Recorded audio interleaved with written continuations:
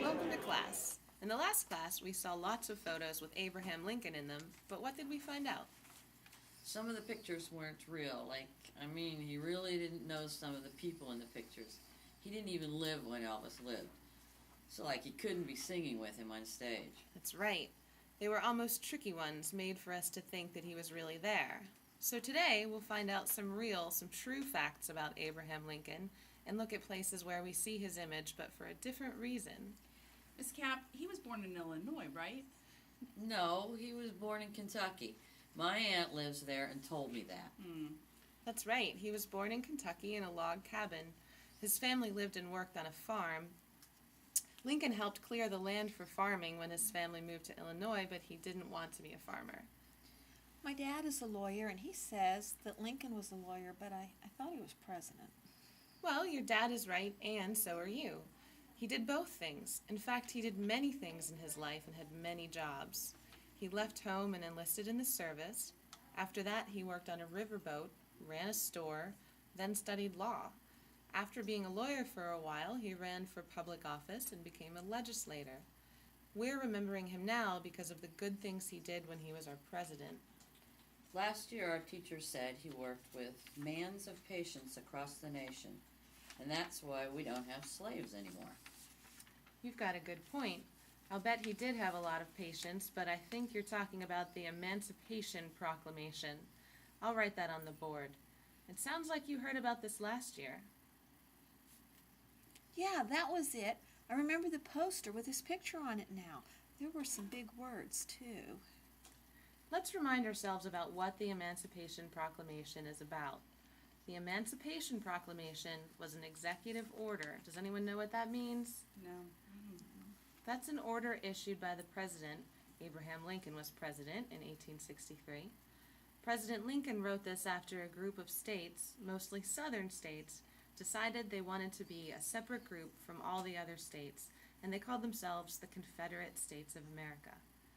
One part of the proclamation said that any slave in any state of the Confederate States of America, those states that wanted to make a separate country, would be free, and the second part listed the states. Abraham Lincoln thought people living in the United States of America should be free. Wow. Abraham Lincoln really cared about people. He wanted to be fair, didn't he? Just to everybody. Yeah, he did many good things in his life. Even though he lived a long time ago, we're still celebrating his birthday. He helped keep our country united and helped to have all Americans be free.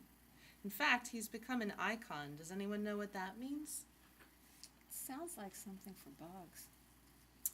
Icon does sound like a bug spray, but no, it means that he's become a symbol of treating people well, working hard, and being fair. Sometimes people use his picture or his name so that you will think that they're like him. Look at these pictures and think about that. These are organizations that help manage your money.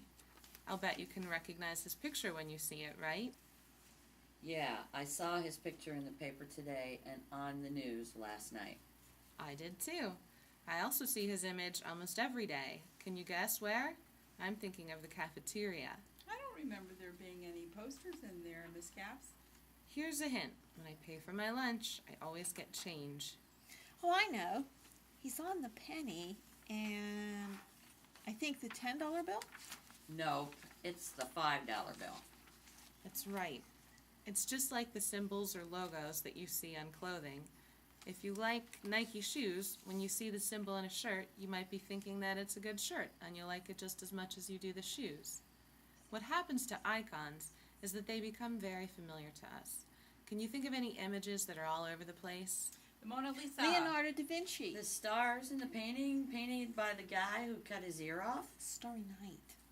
Good, very good. Yes, they're considered to be good examples of art and great people. Abraham Lincoln's just like that. Absolutely. And now let's take a look at some ways that artists and other people use images of Abe Lincoln today. Some are to advertise, some are to make a statement, and some are just for fun. While you watch, I want you to think about why the artist made the work of art. They used Lincoln's image as a source of their idea, and they did have a special reason. We'll share our observations and ideas after the slideshow.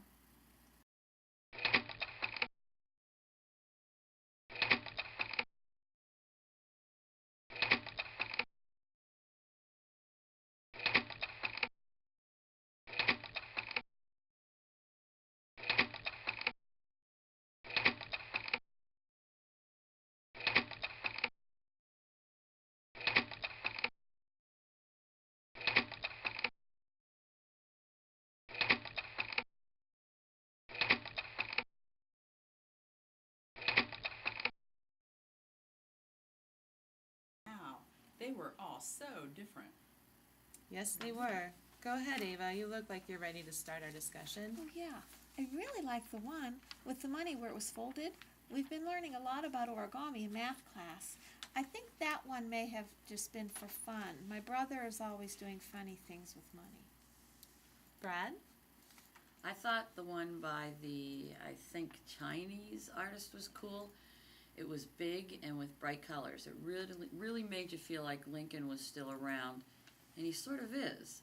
Isn't that what we're talking about, this icon thing? But I don't know what the writing means. I guess I'd have to find that out to see if it really was a good piece of art. Excellent thoughts, Brad. Diane? Well, I really like that picture with the Scrabble board. I think the artist, well, was it an artist? Well, I don't know about that, but we play that game at home. And all of the words that make up his face, they're all words about him. I think that's really cool. You see a picture, and then you see the words too, and it really makes you think about who he was and what he did. You know, I'm thinking I could even do that for my science project. That was cool. You all had excellent observations, and you analyzed what it was the artist was trying to say by using Abraham Lincoln's image. I'm proud of you. I'll see you in our next class. Caminata, Yeah. ama sapo masseja.